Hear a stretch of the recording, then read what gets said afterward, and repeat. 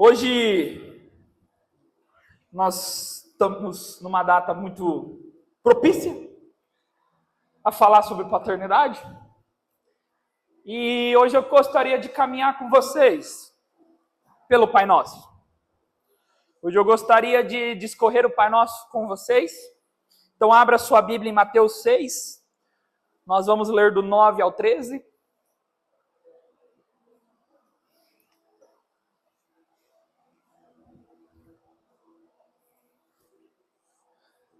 Se você não tem Bíblia, senta perto de alguém crente. Mentira, eu tô brincando. Aleluia. Eu vou estar lendo, pode ficar tranquilo. Amém. Mateus 6, a partir do 9. Vai dizer assim, ó. Portanto, vós orais assim. Pai nosso que estás no céu, santificado seja o teu nome. Venha o teu reino, seja feita a tua vontade, assim na terra como no céu. E o pão nosso de cada dia nos dai hoje, e perdoai as nossas dívidas, assim como nós perdoamos aos nossos devedores. E não nos conduza à tentação, mas livra-nos do mal, porque teu é o reino, e o poder, e a glória, para sempre. Amém. Bom, o Senhor é o Pai perfeito, e nós sabemos disso.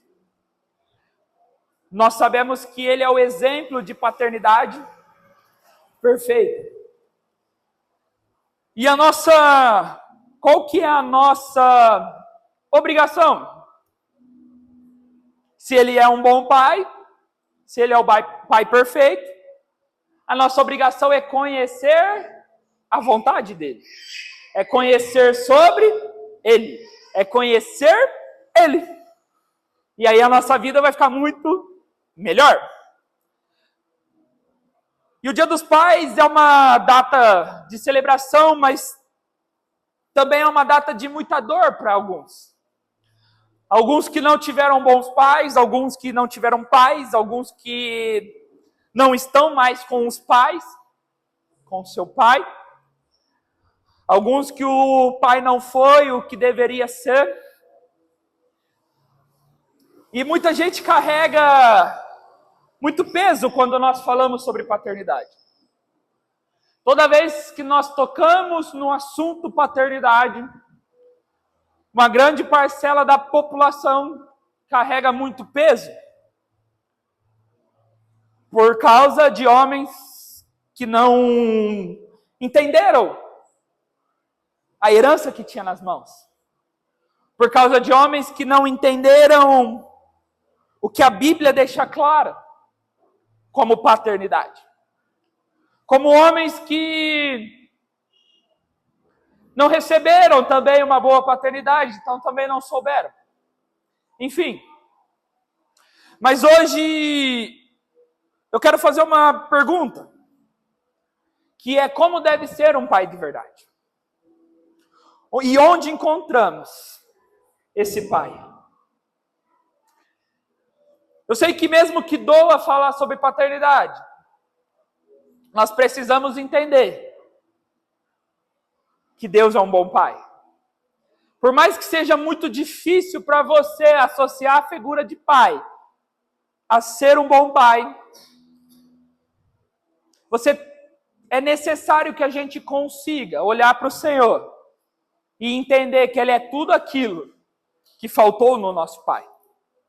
Entender que Ele tem tudo aquilo que faltou no nosso pai. Se faltou amor, em Deus não falta. Se faltou o abraço, em Deus não falta. Se faltou proteção, em Deus não falta. Se faltou provisão, em Deus não falta.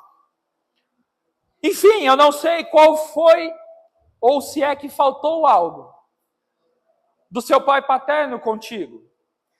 Mas o mais importante é entender que isso não se encontra no mundo, não se encontra nos vícios, não se encontra nas feridas, não se encontra na depressão, não se encontra na ansiedade, não se encontra descontando nos outros, porque o que nós mais vemos é isso. Porque nós sempre falamos isso, pessoas feridas ferem.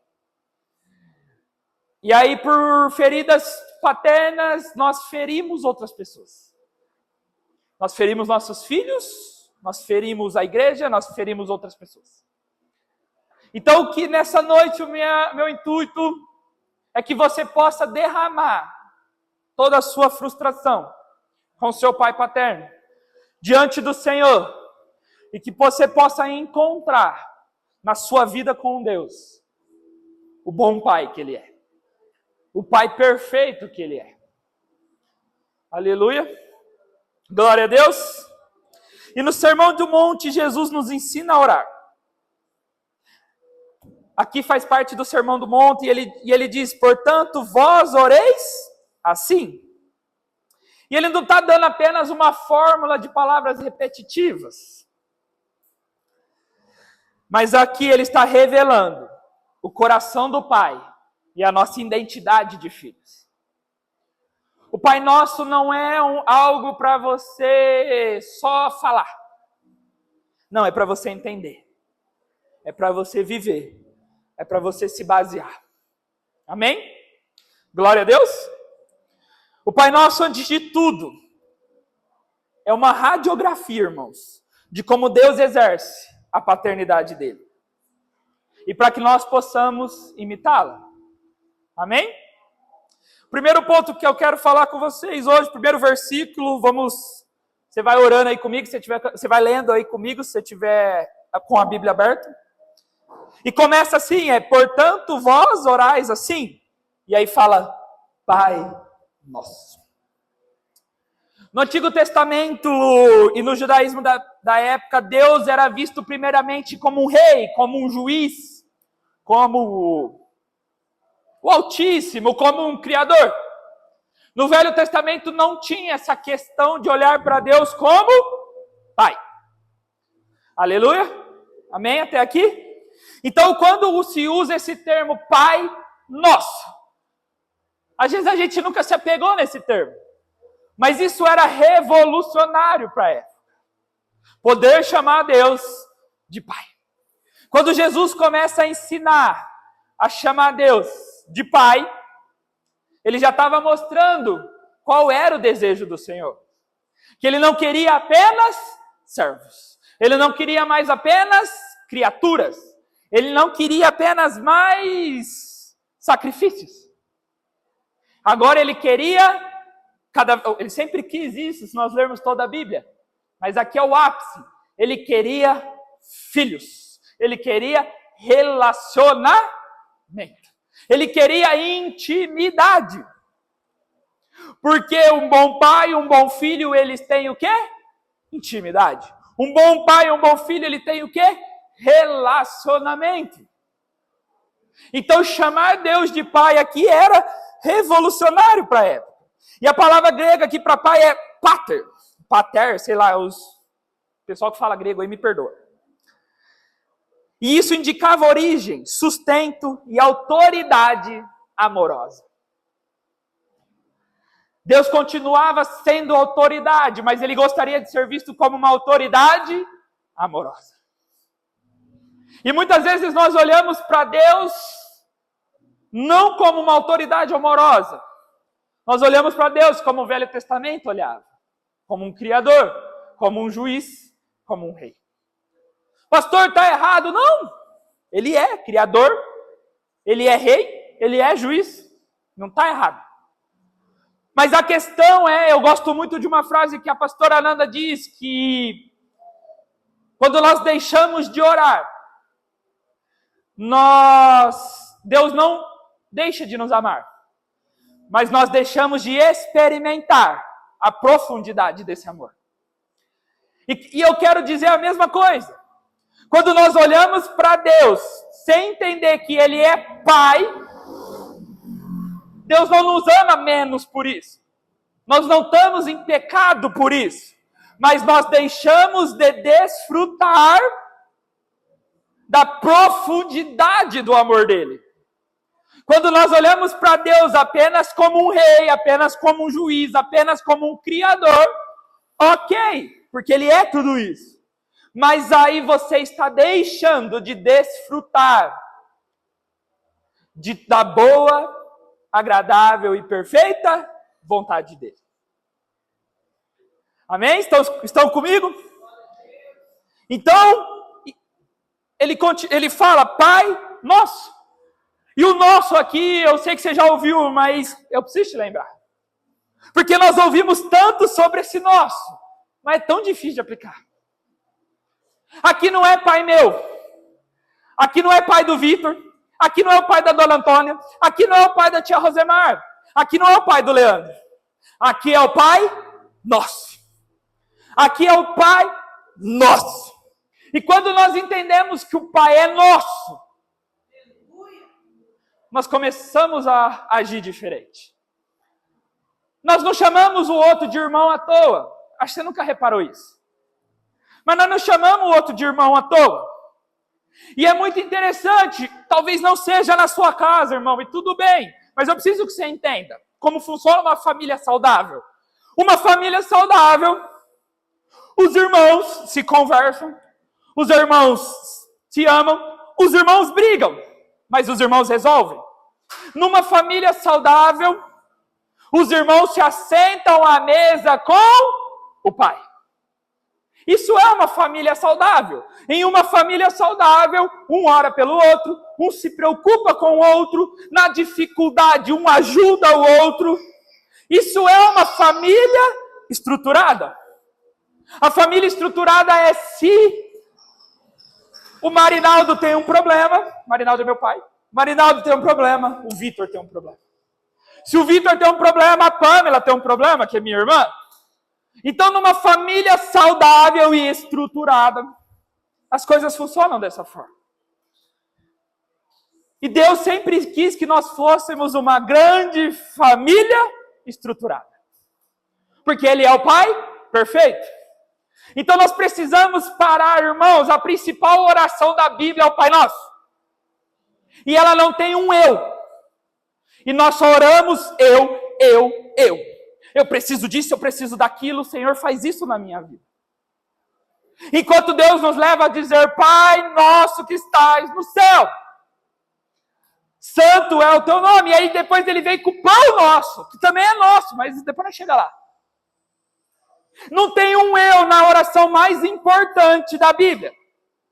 Então quando você conseguir tirar os eus das suas orações, você vai começar a acertar um pouquinho a vontade de Deus.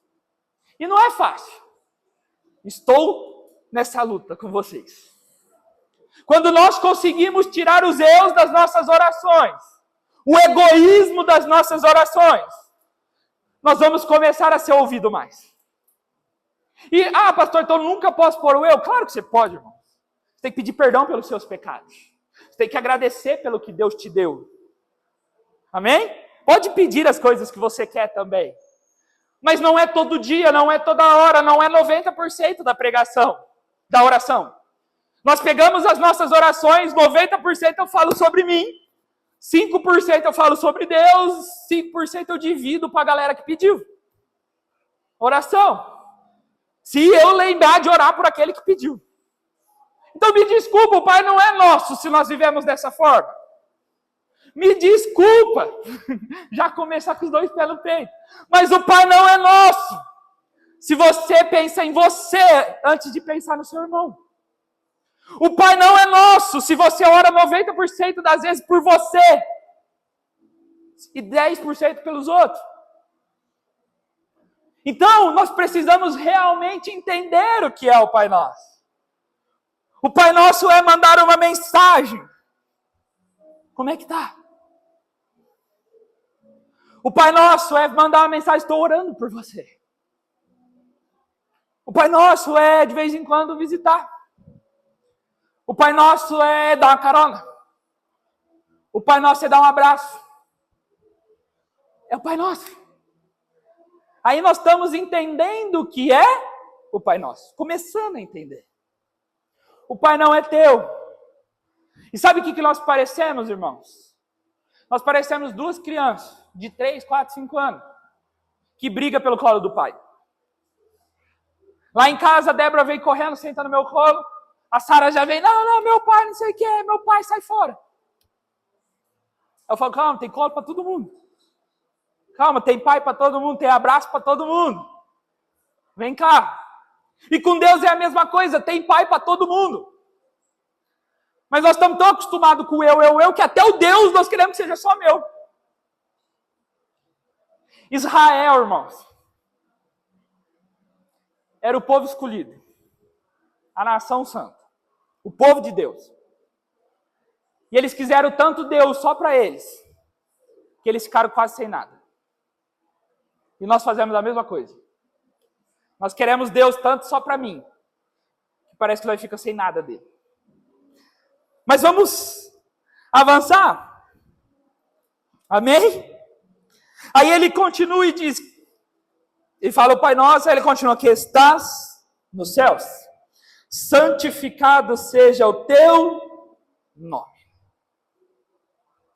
E aqui, quando fala Pai Nosso que estás nos céus, isso é muito importante. Não significa que você sabe disso, mas preciso falar. Não significa que Deus está trancado nos céus. Porque depois que Jesus morreu, o Espírito Santo habita dentro de nós. Então Deus está conosco o tempo todo. Amém? Todo aquele que crê, confessar o nome de Jesus, o Espírito Santo faz morada. E então nos tornamos morada. Então aqui nós sabemos que ele está nos céus, mas não é o termo para dizer que ele está lá trancado, mas é o termo para mostrar que ele sabe o que é melhor para nós. Ele está acima daquilo que nós podemos ver. Ele está acima daquilo que nós damos valor. Ele está acima. Ele criou tudo isso que nós achamos que é muito importante. Que nós olhamos e desejamos, almejamos, damos a vida para conquistar. Então ele quer mostrar que ele sabe como funciona. E que ele é acima destas coisas. E que é muito melhor nós olharmos para os céus e focar neles. E eu não sei vocês, irmãos, mas eu gosto muito de olhar para o céu. E toda vez que eu olho para o céu, eu falo, o céu é bonito. Eu falo, que lugar gostoso. E não tem, irmãos, não tem ouro, não tem prata nas nuvens. Estou falando só de nuvem, o que nós estamos enxergando. Não tem ouro, não tem prata, não tem carro, não tem casa, não tem mansões, não tem dinheiro. E aquele lugar traz uma sensação de paz.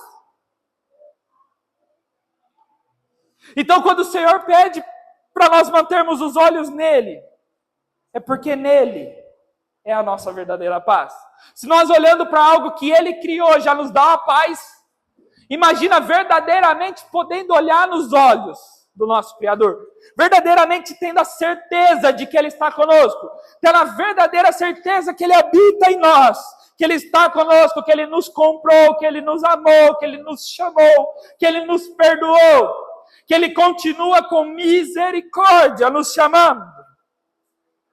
E aí fala, santificado seja o teu nome, que significa ser reconhecido como santo, separado, único, incomparável.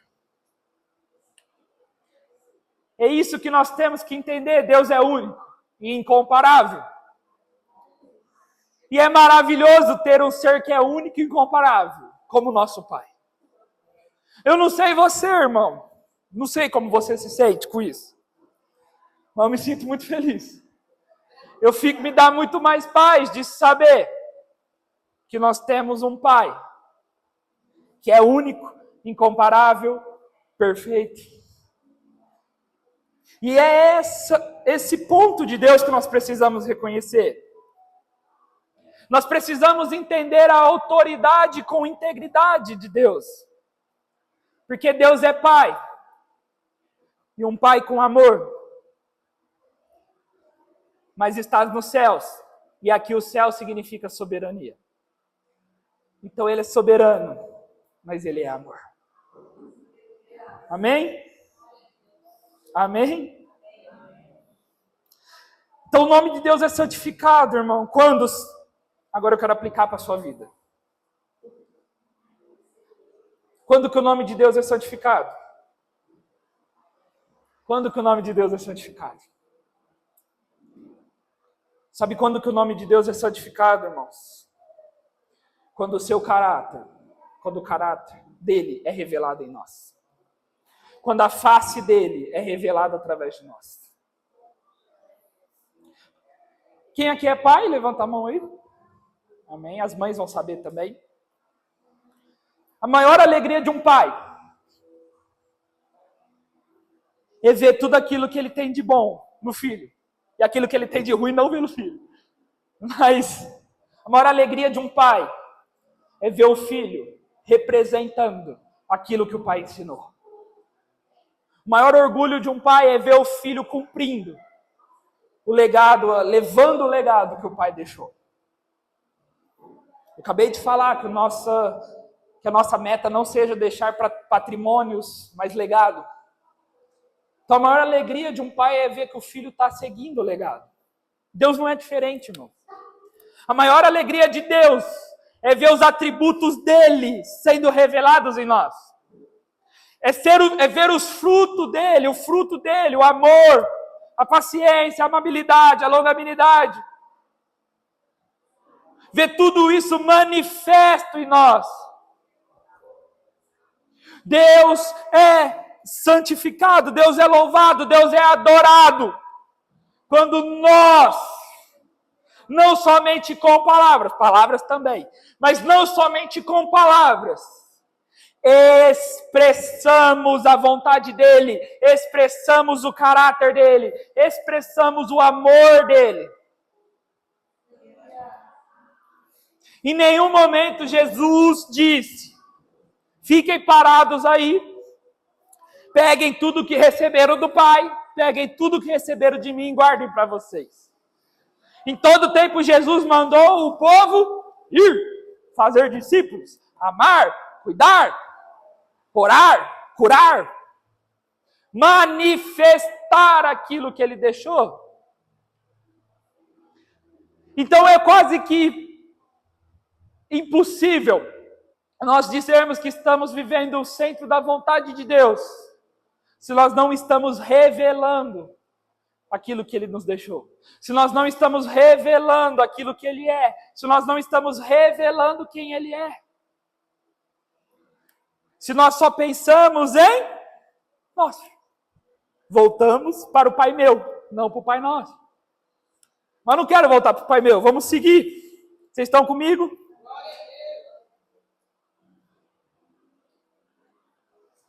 Amém. E aí ele segue.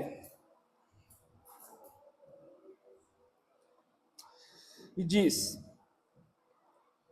venha o teu reino, seja feita a tua vontade, assim na terra como no céu. Esse versículo, irmãos, eu vou pular. Mas eu não vou pular porque eu não quero falar sobre ele. Mas eu vou pular porque vai ter uma pregação só sobre ele. A pastora vai trazer, não no próximo domingo, no outro, uma pregação exclusiva sobre esse versículo. Esse versículo é tão bom que ele gera uma pregação inteira. Então eu não quero dar spoiler. Eu não quero falar hoje. Eu quero que você esteja aqui dia 23 para ouvir uma mensagem inteira somente sobre esse versículo, direto dos céus. Então vamos para o 11. E diz: o pão nosso de cada dia nos dai hoje.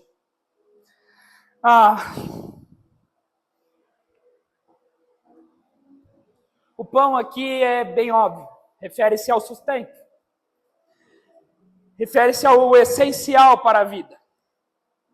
Não se refere a luxos, não se refere a excessos. Se refere ao essencial para termos a vida. E aqui nós nos perdemos tanto, irmãos. No pão nosso de cada dia nos dá hoje. Nós nos perdemos muito.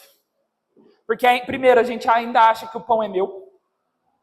Segundo, a gente ainda acha que Deus vai nos dar riquezas e nos chamou para isso. E não tem problema, às vezes Deus dá riqueza para alguns. Mas Deus dá riqueza para quem sabe usar. E a gente sai totalmente do propósito Porque nós não entendemos que o pão é nosso.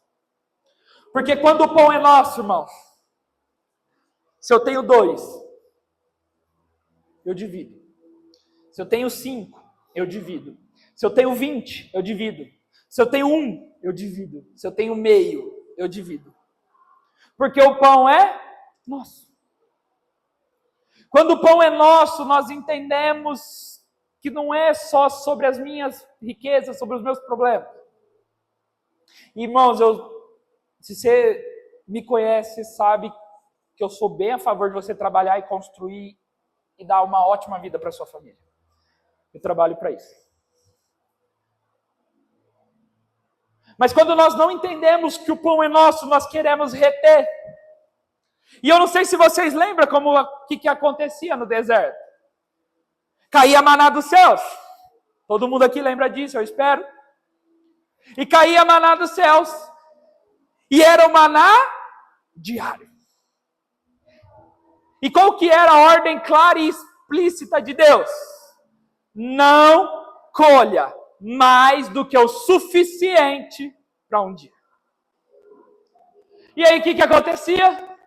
Com a galera que não entendeu que o pão é nosso. E aí o que acontece com a galera tipo nós? Eles pegavam e guardavam. E aquilo apodrecia. Aquilo era ruim. Não era o pão fresco de Deus. E sabe, irmãos, pelo amor de Deus, eu não estou falando para você não fazer investimento. Eu não estou falando para você não se preparar. Eu não estou falando porque a Bíblia é muito clara que o homem que se prepara para o dia da crise, ele continua próspero. Ele continua com a sua família. Eu não estou falando para você pegar aquilo que era das suas economias e dar para os outros. Mas eu estou falando para você ser organizado. A ponto de ter para sustentar a sua casa. Ter para poupar e ter para compartilhar. Mas pastor, eu preciso ganhar muito. Irmão, eu conheço gente que ganha R$2.000 faz isso. O problema é que nós é ruim de gestão. E eu me coloco nisso. Eu sou ruim de gestão também, eu já falei isso. Estou aprendendo. Mordomia é a minha classe, irmãos. Eu falo, posso falar, tia? Toda vez que eu vou na casa da tia, eu falo, tia, queria que você igual a senhora. Irmão do céu, velho. Se você quer uma aula de finanças, você entra com a tia Rose. Ela não vai saber nenhum termo de Wall Street. Mas ela vai te ensinar a ter dinheiro de verdade. Ela vai te ensinar a poder cumprir o evangelho. Amém? Então, se você quer uma aula de gestão, conversa com a tia Rose. Amém? Toda vez que eu falo, tia, põe a mão aqui. Ora por mim, tia. Eu preciso dessa gestão. Irmão, eu gasto, meu Deus. Amém. Não gasto mais do que ganho, não, mas as meninas pedem e eu já fico coração mole. Né? Mas, então aqui o pão é nosso. E o pão é nosso só está mostrando para você buscar.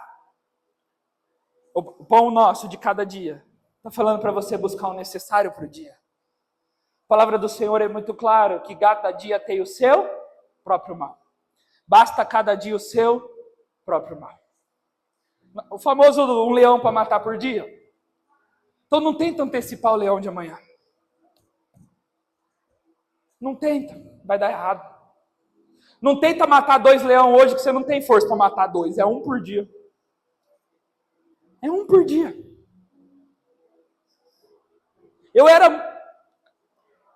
Eu vou falar eu era, porque eu estou vencendo e estou conseguindo. Mas se tinha alguma coisa que eu era ansioso. E nós estamos em agosto, né? Agosto. E eu sabia que eu tinha um problema para resolver em novembro, e eu já estava desesperado. Eu sabia que eu tinha um problema para resolver em janeiro, e eu já estava desesperado. Até que o Senhor começou a me dar, literalmente, o pro dia. Até que o Senhor falou, eu vou te dar apenas o suficiente para o dia, até que você aprenda a depender de mim. E irmãos, eu não desejo isso para você. Parece lindo, mas eu não te desejo isso. Porque a coisa mais difícil que tem para um pai, para um homem, é ver só o suficiente para o dia. Então não é fácil, eu não desejo para você. Então por isso que eu estou te falando. Não se preocupe com o problema de amanhã. Que você não precise viver o que eu precisei viver. Que Deus não precise te mostrar da mesma forma que Deus precisou me mostrar. Que você seja organizado, que você saiba poupar, que você trabalhe, que você conquiste as coisas. Mas sabe, deixa eu te falar, não conquista as coisas para não ficar dormindo. Não conquista as coisas para ficar ansioso. Não conquiste as coisas para isso. Conquiste as coisas para ser um instrumento nas mãos do Senhor. Conquiste as coisas para que Deus possa te usar em todas as áreas. Esses dias eu estava conversando com a pastora e eu quero sair daqui, mas é importante isso. E eu falei para ela, a maior ilusão que existe é o subir subir custo de vida. Essa é a maior ilusão que existe. Eu ganhava X, eu começo a ganhar X e meio, ou 2X. E aí eu vou melhorando tudo. Eu aumento o financiamento da casa, eu aumento o financiamento do carro, eu aumento as parcelas do não sei o quê. Eu vou aumentando tudo. E aí é a questão, que aí a Bíblia é clara. Isso não é planejamento saudável. Porque qualquer crise que acontecer na sua vida, você está endividado. Aí é onde o homem não dorme, onde a mulher não dorme, aonde você tem que sempre estar sustentando aquilo. Você tem que estar sempre trabalhando mais. Você entra num emprego que era para você ter tempo para a família, agora você não tem mais. Porque você subiu tanto o teu patamar de vida, que se você perder aquele emprego, você subiu tanto o teu patamar de vida que você já está dependendo de uma promoção. Não é nem com o salário que você já ganha. Você está precisando ganhar até mais. E essa é a maior ilusão que existe para nós. E eu me coloco nisso, que eu já fiz isso. Me coloco. E, irmãos, eu já preguei isso aqui e eu vou falar de novo. Quando nós servimos ao Senhor, nós não estamos imunes a tempestades. A garantia de quando nós estamos junto com o Senhor é que Ele estará conosco durante a tempestade. Então, crente também passa por crise, crente também perde emprego, crente também quebra, crente também fale, crente também. Que as pessoas falam, nossa, está em pecado, faliu, quebrou, está endividado. Não, às vezes está em pecado, mas a maioria das vezes não. A gente quer demonizar até as dívidas que nós faz. Até as nossas dívidas nós quer pôr na conta de Satanás, cara. Pô, vamos assumir o BO, de verdade. Isso eu estou falando de coração. Eu não estava isso na administração, mas de coração. Assume os BO. Satanás tem nada a ver com as tuas dívidas. Nada.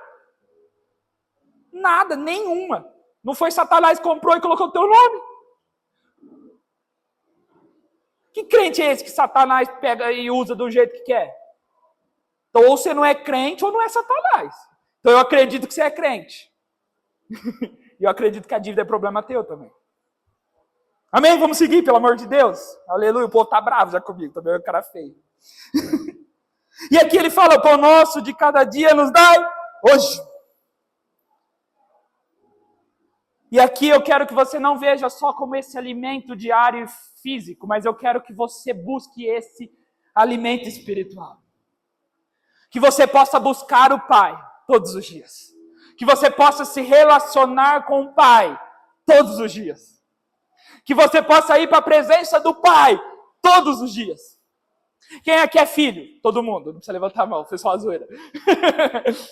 Mas, irmãos, eu não sei você, mas eu não vou pedir para você levantar a mão. Mas o filho de um bom pai, gostaria de ter pelo menos 10 minutos de conversa todos os dias com o pai. Gostaria de poder tomar café da manhã Ô, irmão, eu não vou chorar, pai. Mas eu lembro quando eu acordava, meu pai estava na mesa tomando café e eu, pé da vida, que eu estava acordando cedo, cara. E eu não falava nada. E ele falava sozinho. E ele às vezes falava, o Vitor não fala comigo, pai, eu não tô nem conseguindo. Eu nem consigo. Na época eu não funcionava muito bem de manhã. Hoje a Nanda passa por isso. Hoje eu funciono bem de manhã e ela, nossa, você tá falando bastante, né? Mas que saudade dos 10, 15 minutos que a gente tinha na mesa. Que saudade de ouvir a voz só, presente ali. Mas faz parte da vida. Temos que crescer, temos que casar, temos que prosseguir. É a lei da vida. Mas hoje, a mesma coisa nós precisamos ter com Deus. Sabe, se teu pai não for um bom pai de conversa, eu te garanto que Deus é. Se teu pai era bom de conversa, eu te garanto que Deus é melhor ainda. Então que você possa buscar esse alimento da presença dele todos os dias. Que você possa ir para a presença dele como um bom filho. Não vai igual o Vitor não, que ia dormir. Não estava ouvindo nada. Mas vai como um bom filho, vai como eu vou hoje. Com o celular no mute, com o celular desligado, com o celular longe. Pai, eu quero te ouvir, vamos trocar uma ideia. Como é? A gente precisa amadurecer para entender certas coisas. Eu falei no começo, faz parte. Então os adolescentes aí que estão me ouvindo, desfrutem antes. Mas que você possa buscar isso no Senhor. Que você possa depender do Senhor. Não só material, de forma material, mas que emocional. Que o seu emocional dependa do Senhor. Que o seu dia dependa do Senhor. Que a sua calma dependa do Senhor. Que você não desconte nos outros as raivas, as dores, as feridas. Mas que você possa colocar isso diante do Senhor. Amém? E aí ele segue no 12, e perdoa-nos as nossas dívidas. Assim como nós perdoamos aos nossos devedores. Ou perdoe os nossos pecados, a tradução mais correta para o grego aqui seria pecados, tá bom? A versão trouxe dívidas, eu deixei, mas a tradução mais correta é pecados. Então perdoe os nossos pecados, assim como nós perdoamos os nossos pecadores. Irmãos, aqui você precisa entender algo muito importante. Que tem uma condição. Que tem uma afirmação. Assim como, uma comparação. Então, irmãos, é claro que Deus é misericordioso e gracioso. Mas você está pedindo para Deus perdoar os seus pecados. Da mesma forma que você perdoa os dos outros. Eu não sei se você já parou para pensar nisso. E como é que você perdoa os pecados dos outros? Deus é gracioso e Ele te perdoa melhor do que você perdoa os outros. Mas e se Deus realmente decidir te perdoar da mesma forma como você perdoa os outros? E eu não estou falando de perdoar aquele que você, teu filho, teu pai, teu irmão, somente. Os outros. Porque o filho, o pai é um pouquinho mais fácil de perdoar. O cônjuge deveria ser, pelo menos. É mais fácil de perdoar. Mas como que você tem perdoado o pecado dos outros? Sabe, o dia que eu entendi isso daqui mudou muita coisa na minha vida. Porque eu falei, pai, eu oro o Pai Nosso. As minhas orações, a maioria delas são baseadas no Pai Nosso. Se você quer orar corretamente, pegue o Pai Nosso e ore em cima dele. Um dia eu vou trazer explicando, comparando, mas não é hoje. Não é só repetir o que está escrito, é orar em cima, comparando. Amém? E aqui eu parei, eu olhei e falei, pai, eu oro isso. Mas eu sou meio ruim de perdão. Eu perdoo o pecado dos outros mais ou menos. Eu perdoo o pecado dos outros fofocando. Eu perdoo o pecado dos outros, mas fico falando que ele fez isso comigo. Eu perdoo o pecado dos outros, mas eu jogo na cara dele toda vez que ele fez isso comigo. Eu perdoo, entre aspas, gigantesca, porque isso não é perdão. eu perdoo. Mas se ele não fizer exatamente o que eu quero agora, eu vou falar. Aí não é perdão, é chantagem, irmão. O mundo dos negócios funciona assim. Alguém descobre um podre teu, você fica na mão dessa pessoa. Isso é chantagem. Isso é extorquir os outros. Isso não é perdão. Se toda vez você precisa escrever na cara dele que ele fez aquilo com você, não é perdão. Desculpa, você não perdoa ninguém. Se você faz isso, você não é um bom perdoador. Você não é, irmão. Me perdoa. E se Deus te decidir de perdoar dessa forma, se Deus decidir escrever na sua testa os teus pecados, se Deus decidir escrever preguiçosa, adulto, fornicador, e se você tiver que andar por aí com a camiseta dos teus pecados, você nem saia de casa, irmão. Você nem sai de casa, porque assim como eu, você tem um monte de pecado. Apagados pelo sangue de Jesus, aleluia. Mas aí nós damos glória a Deus. Mas na hora de nós perdoarmos igual, não, pastor, eu não tenho amnésia. Falei, Deus tem que ter, então. Deus tem que ter amnésia. Porque Deus não joga os teus pecados na tua cara. Não, meus pecados foram apagados. Glória a Deus. E o do irmão? E o que os outros cometeram contigo? E a falha dos outros? É óbvio que você não tem amnésia, irmão. É óbvio. Deus também não, ele lembra cada pecado, cada dia que você errou. Mas ele decide não olhar para o seu pecado, ele decide olhar para a cruz. Ele decide olhar para o sangue de Jesus. E por que nós queremos ser melhor do que Deus? E em vez de olhar para o sangue de Jesus, que me lavou e também lava o irmão, nós queremos olhar para o pecado. Esses dias nós estávamos na mesa conversando sobre algo que aconteceu. Uma família relevante aí, enfim, não quero dar nomes, no meio cristão. E eu falei, eu não vou falar nada. Sabe por que eu não vou falar nada? Porque Deus me perdoa. E eu acredito que Deus também perdoa. Meu pecado era tão ruim quanto. Eu era tão ruim quanto. E Deus me chamou. E eu não estou falando de pastor sem vergonha que peca uma vez atrás da outra, homem sem vergonha, não estou falando disso. Isso é sem vergonha. Aí você pega e fala para ele virar homem. Virar crente. Ou virar mulher, virar crente. Aí é diferente. Mas às vezes a pessoa deu a vida inteira e caiu. E às vezes nós também caímos. Ou melhor, com certeza nós caímos. Mas Deus perdoou nossos pecados. Amém? Coloque-se de pé.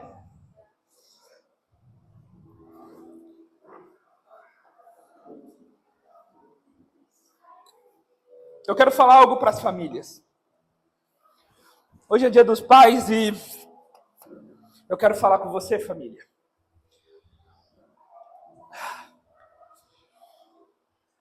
Sabe, nós sabemos que família não é fácil. Tanto é que é o nosso lema aqui na igreja. Nós sabemos que família é difícil, bem difícil. Porque relacionamento é difícil, qualquer relacionamento é difícil. Porque nós somos seres imperfeitos, convivendo com seres imperfeitos. Mas sabe, irmãos, Satanás ele não ataca tanto a família à toa. A família é a maior instituição feita por Deus. Eu não sei se você sabe qual é o plano perfeito de Deus. Mas o plano de Deus é uma família para o pai, uma esposa para o filho e uma morada para o espírito. Nós podemos resumir, bem resumidinho, a Bíblia nessas três coisas. Tudo que Deus fez de Gênesis a Apocalipse, faz de Gênesis a Apocalipse, é buscando uma família para o pai, uma esposa para o filho e uma morada para o espírito. Então, irmãos, Deus quis constituir família conosco. Lembra que eu falei o Pai Nosso? O irmão nosso? O pão nosso?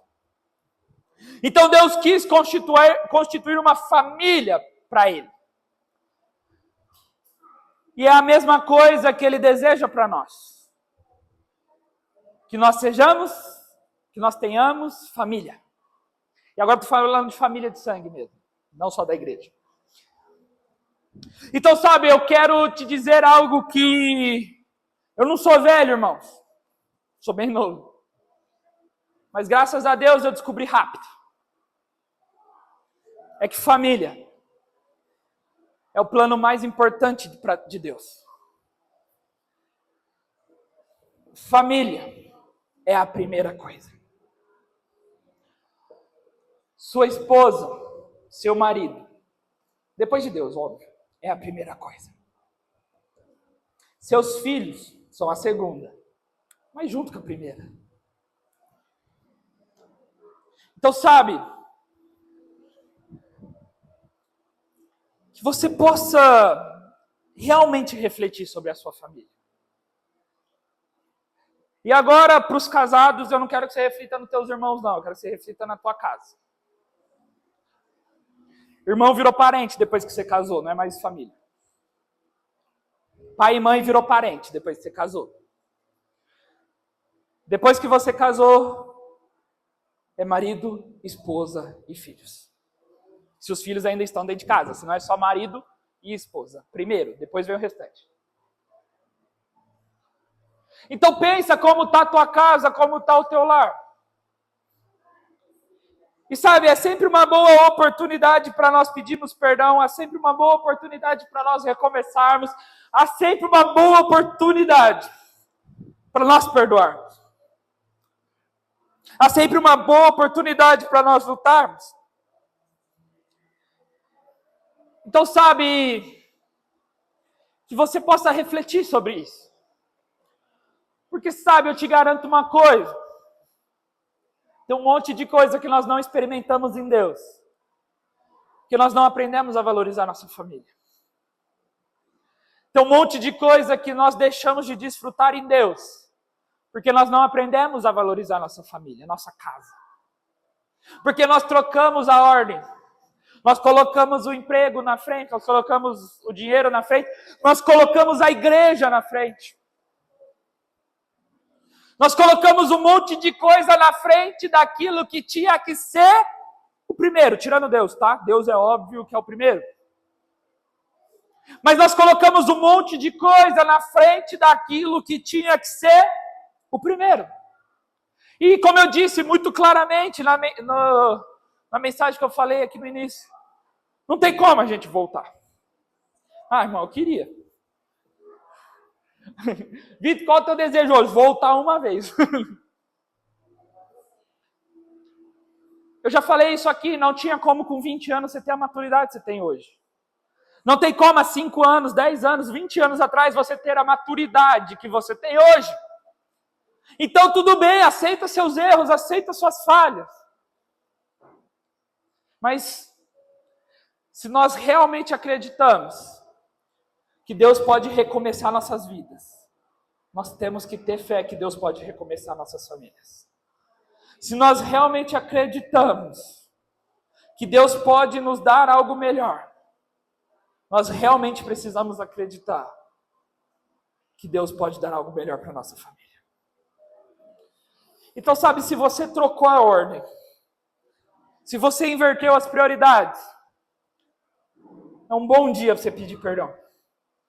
É um bom dia para você sair daqui, sentar na mesa do jantar e pedir perdão. É um bom dia para você pegar o telefone e pedir perdão. É um bom dia para você mandar uma mensagem pedindo perdão. E falando, sabe, eu quero fazer diferente. Eu quero fazer como Deus nos ensina a fazer. E claro, eu não estou falando para ficar só em palavras. Mas sabe, principalmente para os homens isso, mas hoje em dia as mulheres também fazem isso. Mas principalmente para os homens.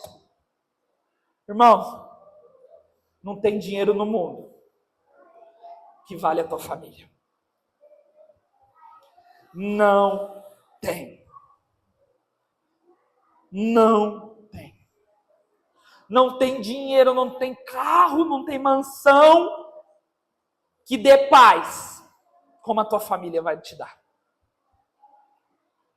A Bíblia é muito clara quando diz o que vale ao homem ganhar o mundo inteiro, perder a sua alma.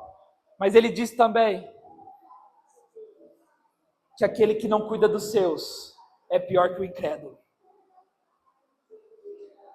A palavra do Senhor é muito clara.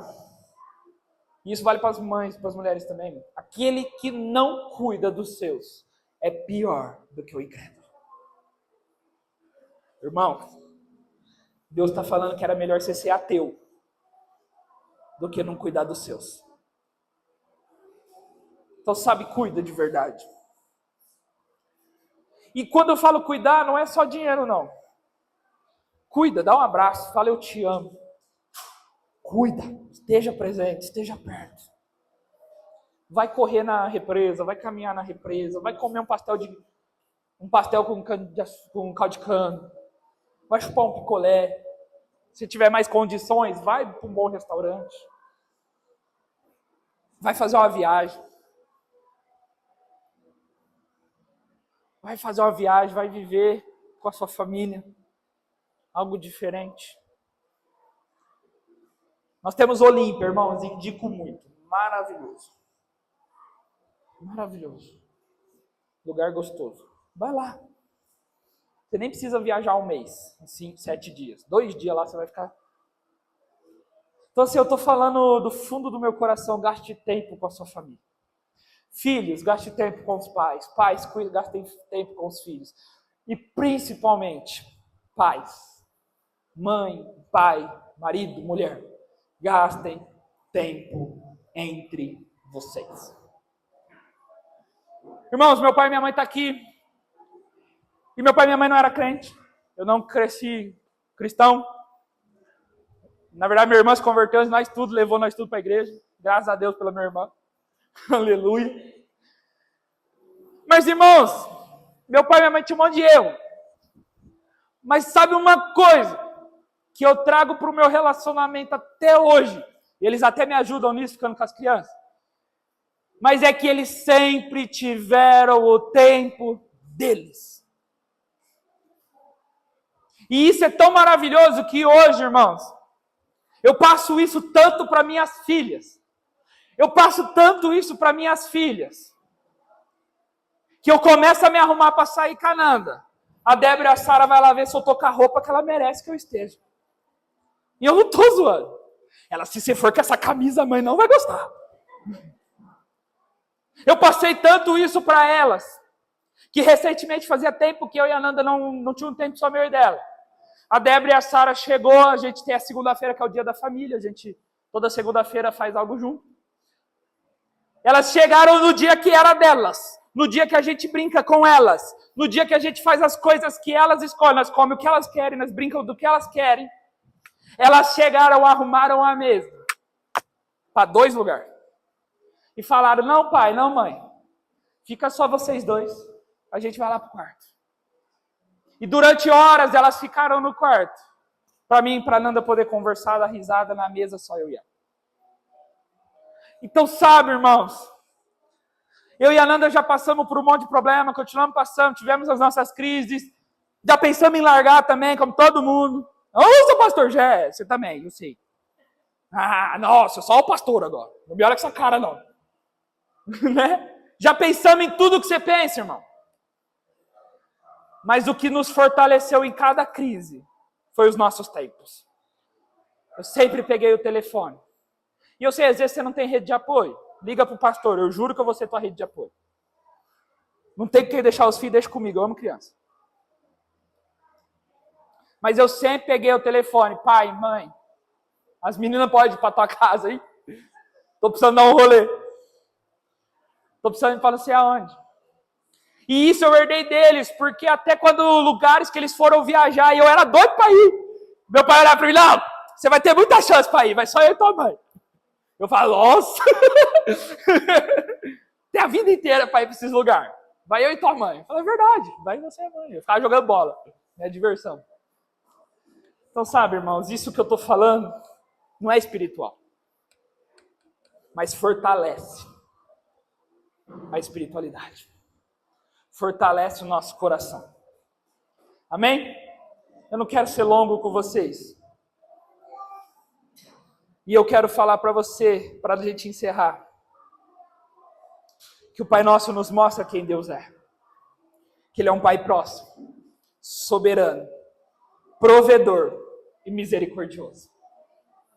Esse é o nosso Deus. Se você não entendeu nada da pregação e entender isso, vai valer a pena. Esse é o nosso Senhor. Então eu gostaria que você fechasse seus olhos. Agora